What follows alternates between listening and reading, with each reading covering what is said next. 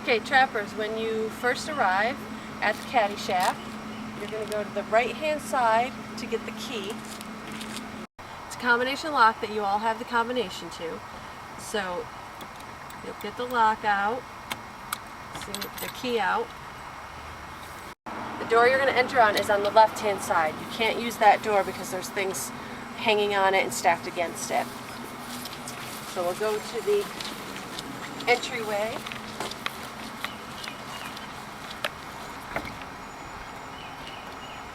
Unlock the door.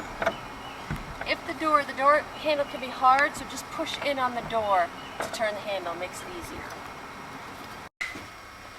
The light is on the left-hand side as soon as you enter the doorway. It's the first light switch. You're going to come in and figure out where you're going to be putting the cats on the platform. If there are already cats from the colony that you're trapping on a platform, please put your cats next to them on the same platform if possible. If there are already cats on the platform from a different colony, we want to try to keep them separate. So we have dividers stuck in right here behind these shelves. Take one plastic divider and you're just going to lean it up in between the cages to try to keep their airspace from passing any possible upper respiratory infections. Now we're going to go out and get the cats and put them on the platform and get them set up.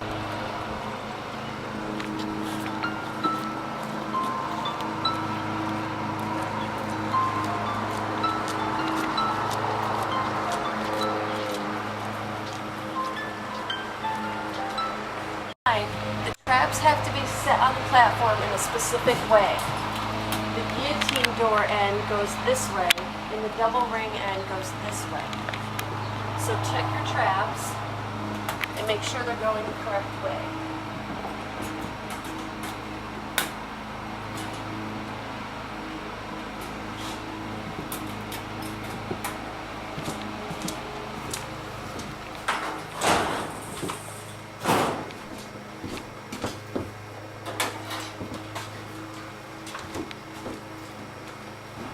Remember to try to keep the cats as close as possible, as it helps them feel a little more comfortable to be with their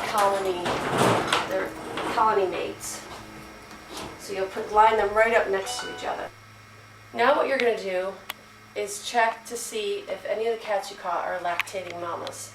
The reason it's so important to check for lactation is if the mama has a litter of kittens out there, we need to get her back as soon as possible. So we will possibly move vet appointments around to make sure that she gets done the following day so that she can return to her litter within 24 hours. The thing you'll do is check to see if it's very obviously a male. If you might even be able to see without having to kind of squish kitty. If he's a big old boy with big jowls and he lifts his tail and it's obviously there's something there, then you know it's a male and you don't have to worry about checking for lactation. They're not always so easy either. They don't always show you their tail. Excuse me. But they are easier to feel to see if they have testicles. So if you can kind of squish them to one end, you can get your fingers there under the tail and see if you can feel some testicles. If kitty is already, squatted down and belly is showing under the bottom of the cage, you might be able to check lactation very easily. There's a flashlight hanging right next to the door. So you take the flashlight and simply shine it up and look underneath. And if you see very engorged nipples, then you know that she's lactating. Sometimes they're hunched up a little bit more and you can't tell that easily. So one thing you can do is, there's a couple ways of basically squishing the kitty. You can squish them if she's already sitting like this with her belly against the bottom, which most of them are. You can try to squish her down, so more so you'll push her down a little bit just so that she can't pop back up. Actually, first you should put one in behind her so that she can't scoot away. Then you'll put one on top of her to squish her down. Then it would be easier to look up. And if you can't quite see, she should be squished enough now that you can feel around and see if you can find a nipple. If she's recently nursed, you'll see swirl marks where the hair around her nipples is all swirled and a little sort of matted down because the babies weren't recently nursing. That's another obvious sign. Otherwise, you'll feel for a nipple, maybe try to squeeze it, see if anything comes out, but if she's fully engorged, it will be pretty obvious when you touch her. If you feel the cat is lactating, call the TNR coordinator's phone number, 413-528-1328, and leave a message letting her know so that she can be on it first thing in the morning, making sure that this cat is taken care of immediately. Once you're done checking for lactation, cover up your cages. Try to keep the cages covered the majority of the time. These cats are very traumatized by this whole process, and it's just much easier on them if they feel like they have a place to hide. Remember to turn your traps back around so the guillotine door is on this side, double ring is on that side. Now the next thing you're going to do is ID the cats in their traps. There's a bag of tags, blank tags right here. You'll take them out for however many cages you have, traps you have. We got 2 for this, so you're going to write down, you'll also look and you'll know the name of the colony that you were trapping, and you'll look for their folder. It will be on this wall. So we were trapping the Jones cats. You'll pull their folder, and on the front will be their colony ID card. So what you're going to fill out is both of these, the tags and the ID card. Maybe simpler to start with the ID card. So you're going to list, some of this will already be filled out by the TNR coordinator and TNR administrator. But if not, you'll name the colony and the address that you trapped them at.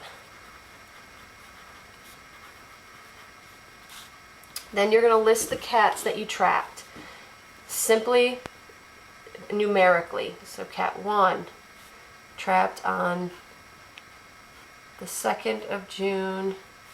If you don't know the sex, then just leave it blank. If you do know, fill in M for male, F for female. A brief description. Gray and white. If lactating, make sure you write yes, no, unable to tell, whatever you find. And the notes, if you see anything that you think that we should know about, for instance, bloody left paw or limping on their hind legs, anything like that, just write those notes here. So then we'll do cat number 2, trapped the same day. This one we know is a male, and he was tuxedo. Okay, now you're going to take your tags, and you're going to fill them out almost the same way. The cat ID number, which the cat ID is always the colony name followed by their number. So Jones 1, the colony address, oops, I wrote the wrong address down, 23 Jones Street. A brief description of the cat and your name and the date you trapped it. And then you'll do the same for Jones number 2. Then you're going to take these ID tags and you're going to hook them to the appropriate trap. This is very, very important. So you're going to look, and here's my gray and white one. You're going to attach it right to the handle, and you'll just tie it with a simple knot. And we need to ensure that these do not come off so that the vets know to put the correct cat into the correct trap. And make sure those are on good and tight.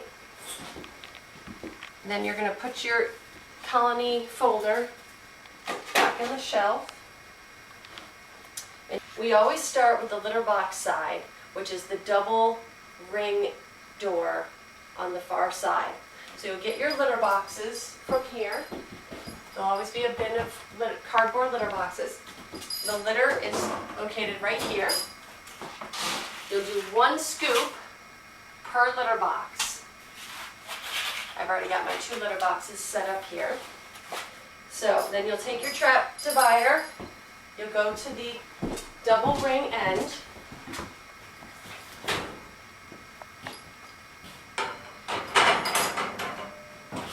You're going to fold the trap cover up about halfway. We try to keep them, like I said, covered most of the time so the kitty can hide back in the dark space. New thing that we're doing is putting the trap divider in sideways. We're not doing it from the top anymore. There's just too much room for error in ways the kitty can bust it loose and escape if it really tries hard. But if you'll notice, if you put it in sideways, and again, always try to make sure your tongs are lined up so you're not squeezing something in and forcing this and bending things. You slide it in, it goes all the way through, and you'll see there's no way a kitty could bust through this. Take your carabiner hook off, and remember, your trap should always have a hook at both ends, especially when transporting. Because if these traps ever tipped over for whatever reason, as soon as this tips over, these rings slide up, kitty escapes. So always have your rings at either end. So you take your ring off, kitty is stuck in the back, so you're free to lift the door. First you should set your pee pads up. They don't exactly, they're too big, so you need to fold a little bit. And then what we typically do is roll them sort of towards you, like this. You'll lay it down, and then it's easier to unroll it. You put your little box in.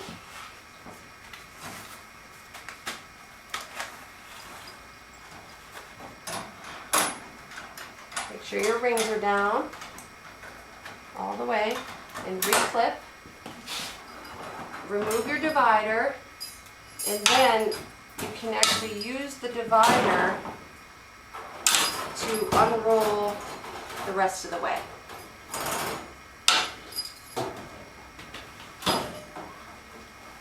Now that side's all set.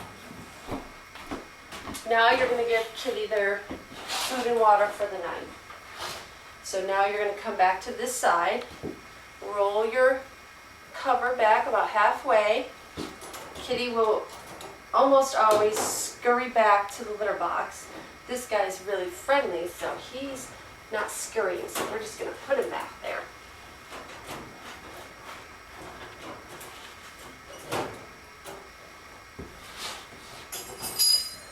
You're going to use your trap divider again.